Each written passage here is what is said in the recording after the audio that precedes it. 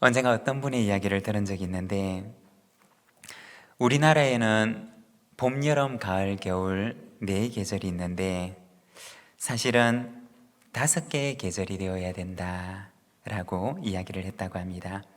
여름이 지나고 가을이 찾아오기 전에 아주 기가 막히게 아름다운 계절이 있는데, 이 시간은 우리나라에 있는 4개의 계절로는 설명할 수가 없는 새로운 계절이다라고 이야기를 했습니다. 그리고 그 계절을 나는 가장 좋아한다 라고 하는 이야기를 들었습니다. 여러분은 몇 개의 계절을 살아가십니까? 우리 그리스도인에게는 사계절 외에도 또 하나의 계절이 있는데 바로 감사의 계절입니다. 성경에도 보면 하나님께서 이스라엘 백성들에게 3가지의 절기를 지키도록 말씀하셨습니다. 구원의 절기인 유월절, 그리고 보리 추수를 마치고 드리는 칠칠절, 그리고 추수를 마치고 드리는 초막절. 구원의 하나님께 감사하고 춘궁기의 어려운 시절을 견딜 수 있는 힘을 주신 하나님께 감사하고, 그리고 모든 것을 공급하시고 우리의 먹을 것과 입을 것을 주시는 하나님께 감사하는 3번의 감사의 절기를 지키도록 말씀하셨습니다. 하나님께서는 하나님의 백성들에게 궁핍에도 감사하고 풍요에도 감사하고 범사에 감사할 것을 말씀하셨습니다. 여러분, 우리가 궁핍에도 그리고 풍요에도 언제나 범사에 감사하는 우리 모든 믿음의 가족들의 삶이 되시기를 바랍니다. 언젠가 들은 이야기인데, 젊은이들이 나누는 대화에는 깔때기 이론이라고 하는 것이 있다고 합니다. 여러분, 깔때기를 기억하십니까? 어떤 주제를 가지고 얘기를 하든지 간에 언제나 그 마지막 결론은 이성에 관한 이야기로 끝이 난다는 것입니다.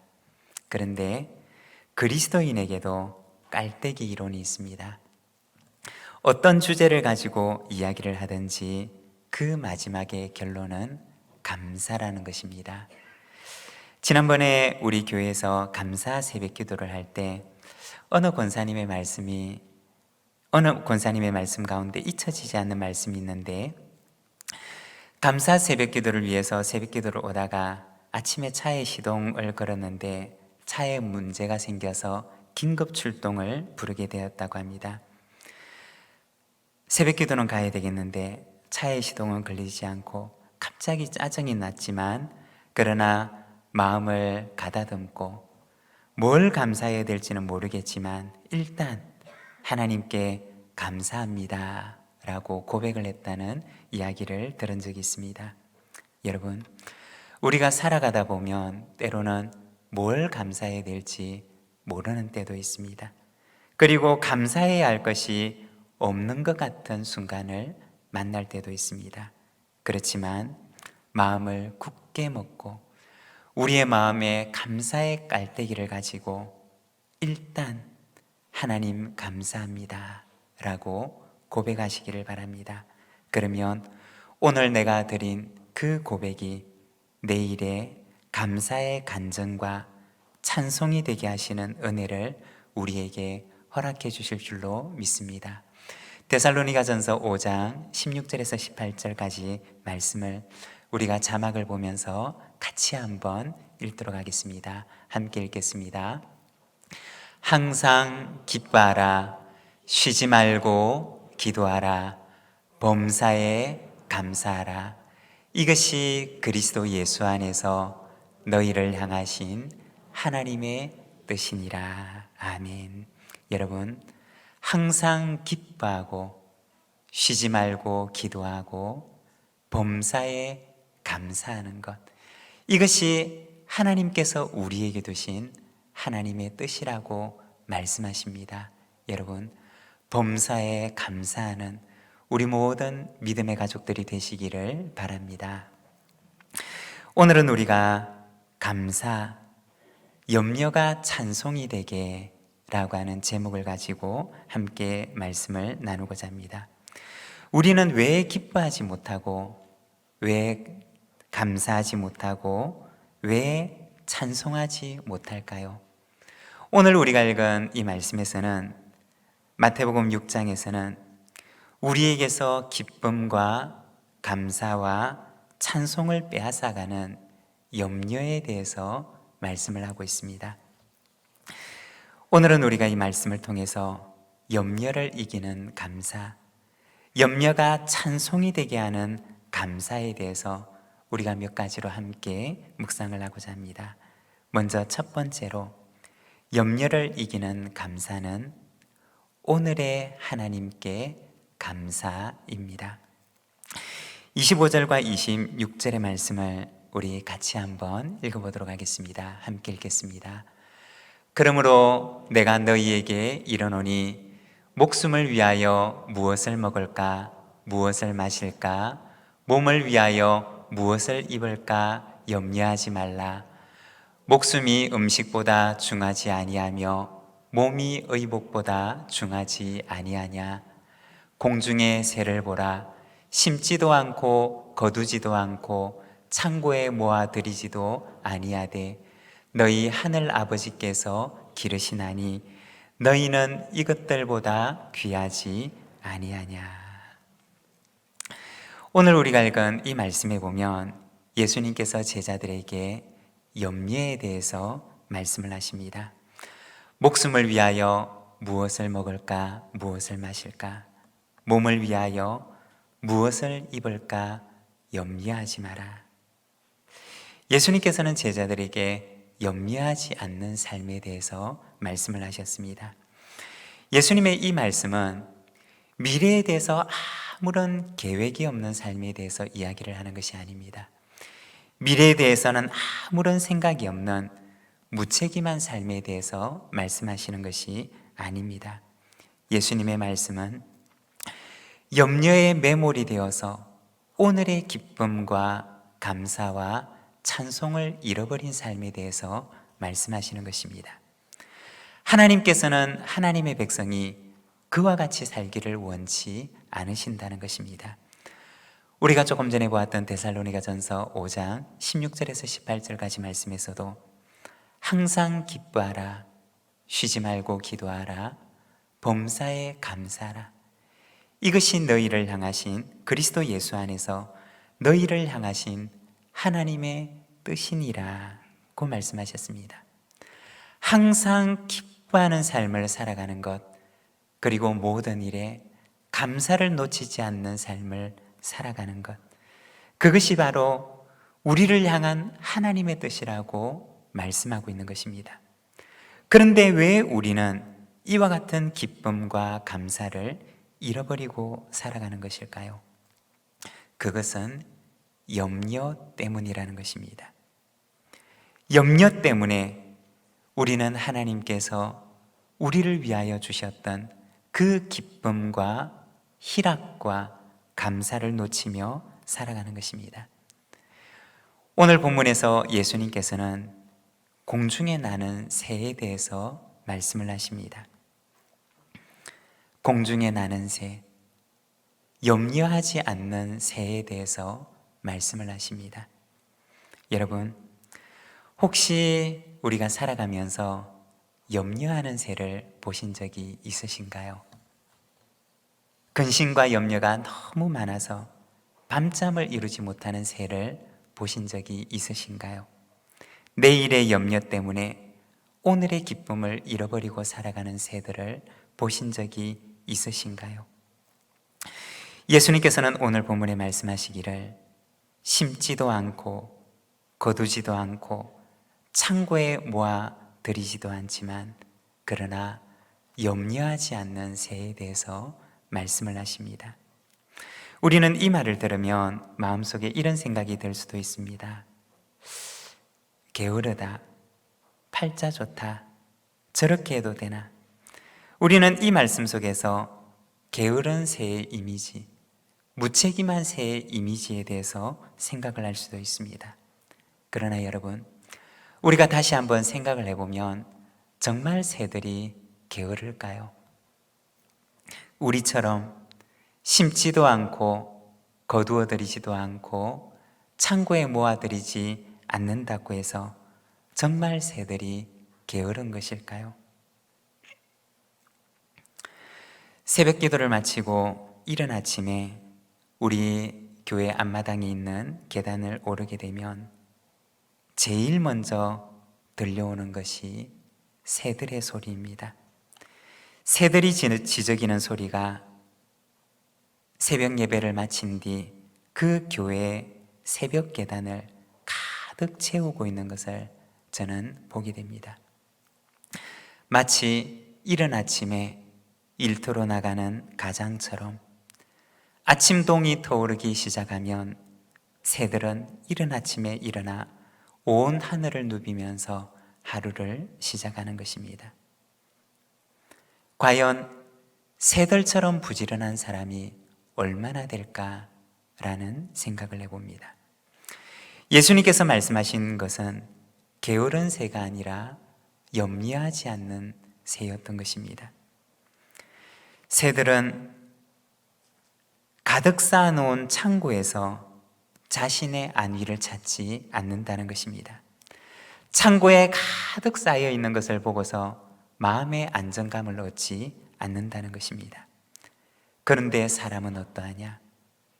가득 쌓아놓은 그 창고를 보고 마음의 안정감을 찾고자 하고 창고에 가득 쌓여져 있는 재물을 보고서 만족감과 그리고 평안을 그 속에서 누리고자 한다는 것입니다.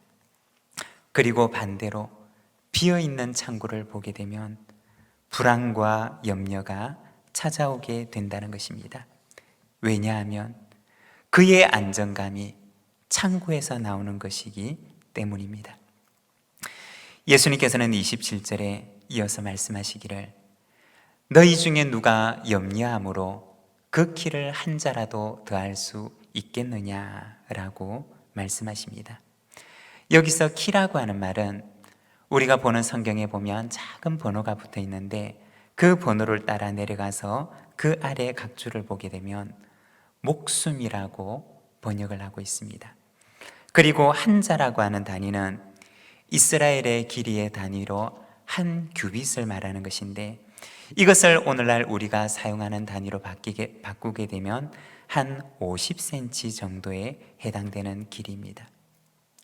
누가 염려한다고 해서 자기의 키를 한 자나 50cm나 크게 할 수 있는 사람이 있느냐라고 말씀하십니다. 다른 말로 바꾸어 말하자면 누가 염려함으로 자기의 목숨을 하루라도 연장할 수 있는 사람이 있느냐라고 말씀하는 것입니다. 창고의 재물은 조금 더 쌓을 수 있을는지 모르지만 자신의 생명을 하루라도 연장할 수 있는 이가 아무도 없다는 것입니다. 창고에 쌓여져 있는 재물은 우리가 안정감을 둘 대상이 아니라는 것입니다. 우리의 영혼이 기대고 의지할 수 있는 대상이 되지 못한다는 것입니다.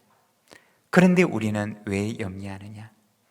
이 세상의 창고와 그리고 거기에 가득 쌓여 있는 재물에서 내 영혼이 쉴 곳을 찾으려고 하기 때문에 우리는 늘 마음속에 염려하며 살아가는 것입니다. 예수님께서는 새들이 염려하지 않는 것은 그들의 소망을 창고에 두지 않기 때문이라고 말씀을 합니다. 심고 거두고 창고에 모아두리는 것으로 그곳에 소망을 두지 않기 때문에 새들은 염려하지 않는다고 말씀을 합니다. 그들은 소망을 어디에 두느냐? 오늘도 그들을 먹이시고 입히시는 하늘의 하나님께 그 소망을 두는 것입니다. 오늘 먹을 것을 주시고 오늘 나에게 입을 것을 주시는 그 하나님을 바라보기 때문에 그들은 오늘의 염려를 이기고 오늘도 기쁘게 푸른 창공을 나르며 하늘의 하나님께 감사하고 찬양하는 것입니다.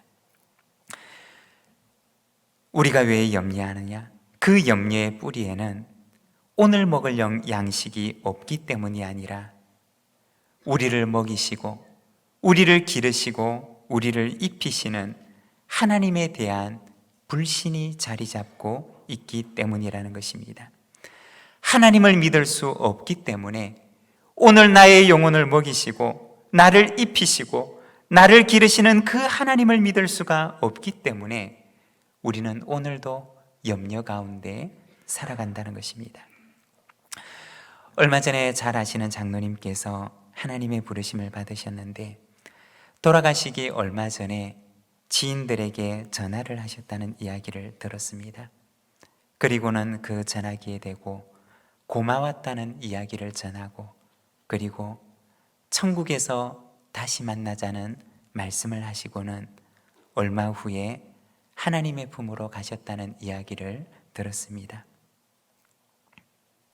여러분, 하나님께 소망을 두는 사람은 염려하지 않습니다. 죽음 앞에서도 염려하지 않습니다. 왜냐하면 그 소망을 하나님의 사랑에 깊이 뿌리를 내리고 있기 때문인 것입니다. 염려를 이기는 감사는 무엇이냐? 오늘의 하나님께 드리는 감사입니다. 오늘 나의 목숨을 위하여 먹을 것과 마실 것을 주시고, 오늘 나의 몸을 위하여 입을 것을 주시고, 내 영혼을 위하여 오늘도 사랑으로 품어주시는 오늘의 하나님께 드리는 감사입니다. 여러분, 오늘의 감사를 내일로 미루지 마시기를 바랍니다. 오늘의 하나님께 감사하며 오늘의 하나님을 찬양하며 살아가는 우리 모든 믿음의 가족들이 되시기를 바랍니다. 그리고 두 번째는 내일의 하나님께 감사입니다.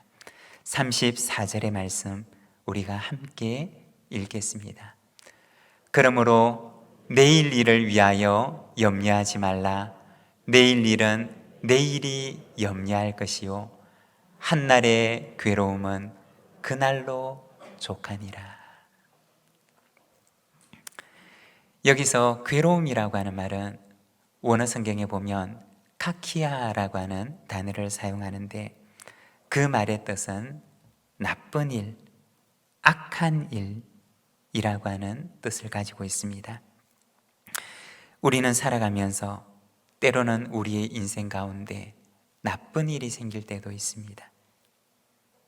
너무나 고통스러운 일, 너무나 괴로운 일, 내가 받아들이기에는 너무나 악한 것 같은 그러한 일들이 찾아올 때도 있습니다.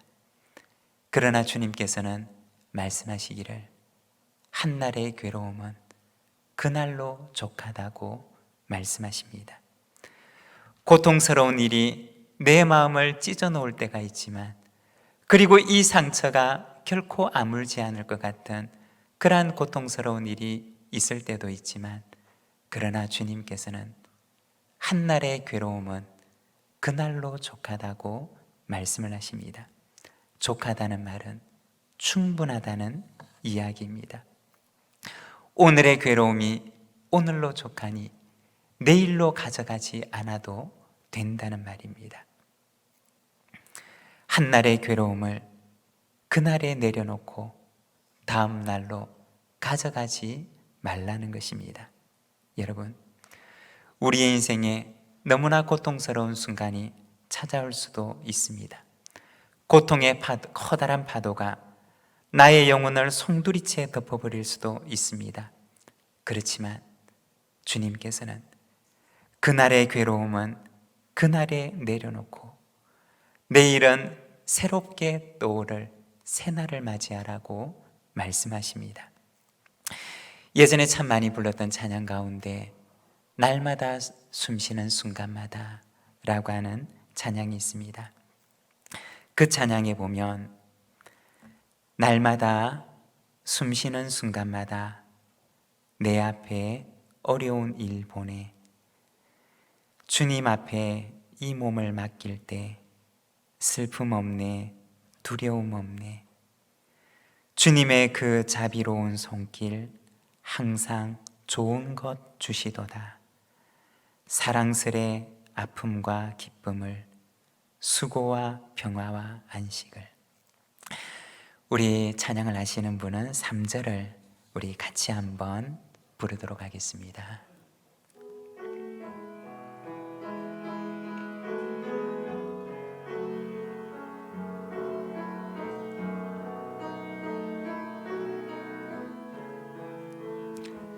인생의 어려운 순간마다 주의 약속 생각해보네.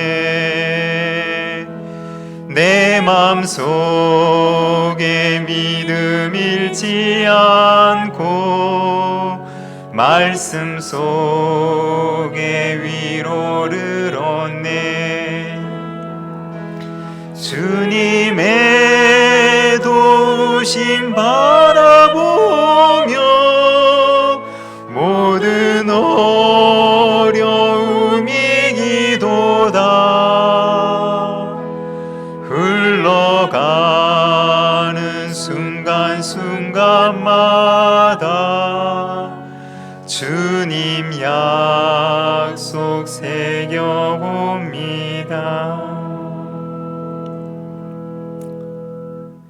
여러분, 우리가 살아가는 우리의 인생의 순간마다 때로는 괴로움의 파도가, 때로는 고통의 파도가 우리의 영혼을 삼킬 것처럼 밀려오는 때가 있습니다. 그리고 그럴 때가 되면 이 파도가 내일도 모레도 영원히 내 인생을 떠나지 아니하겠지라는 생각이 들기도 합니다. 그렇지만 바로 그때 내 눈앞에 있는 괴로움의 파도를 바라보는 것이 아니라 주님의 약속을 바라보라는 것입니다. 주님께서는 한날의 괴로움은 그날로 족하니 내일 새날을 주실 하나님을 바라보며 말씀을 붙들고 내일은 새 하루를 시작하라고 말씀하십니다. 비록 오늘은 괴로움의 하루를 보냈더라도 오늘의 해가 지고 내일의 해가 뜨면 이날은 하나님의 약속을 바라보는 우리 모든 믿음의 가족들이 되시기를 바랍니다. 좋으신 하나님께서 항상 선한 일을 우리에게 허락해 주실 줄로 믿습니다. 그리고 세 번째는 모든 것을 더하시는 하나님께 감사입니다. 33절의 말씀을 함께 읽겠습니다. 그런즉 너희는 먼저 그의 나라와 그의 의를 구하라. 그리하면 이 모든 것을 너희에게 더하시리라. 아멘. 우리 주님께서는 제자들에게 말씀하시기를 모든 것을 더하시는 하나님을 믿고 너희는 오늘 먼저 그의 나라와 그의 의를 구하라고 말씀하십니다. 32절에 보면 너희 하늘 아버지께서 이 모든 것이 너희에게 있어야 할 줄을 아시느니라고 하십니다. 여러분, 얼마나 복된 말씀이며 얼마나 감사한 말씀입니까? 하나님께서는 우리에게 이 모든 것이 있어야 할 줄을 이미 알고 계신다라고 말씀합니다. 우리가 왜 염려하느냐? 우리 속에 믿음이 없기 때문입니다. 우리 주님께서는 믿음이 작은 자여 라고 하시면서 하나님을 온전히 신뢰하지 못함 속에서 우리 속에 염려가 찾아온다고 말씀하십니다. 공중의 새도 염려하지 않습니다. 들의 백합화도 염려하지 않습니다. 그들은 그들의 존재의 안정감을 다른 곳에서 찾고자 하지 않습니다. 오직 오늘도 그들을 먹이시고 오늘도 그들을 입히시는 하나님께 그 소망과 안정감을 두기 때문입니다. 누가 기뻐하고 누가 찬송할 수 있을까요? 오늘 나의 삶을 인도하시는 하나님을 바라보는 사람, 내일의 나의 삶을 인도하실 하나님을 바라보는 사람, 그리고 모든 것을 더하시는 하나님께 감사하는 사람만이 오늘의 염려를 이기고 기뻐하며 찬송할 수가 있는 것입니다. 이와 같은 감사가 저와 여러분 우리의 삶 가운데 오늘도 충만하기를 간절히 소망합니다.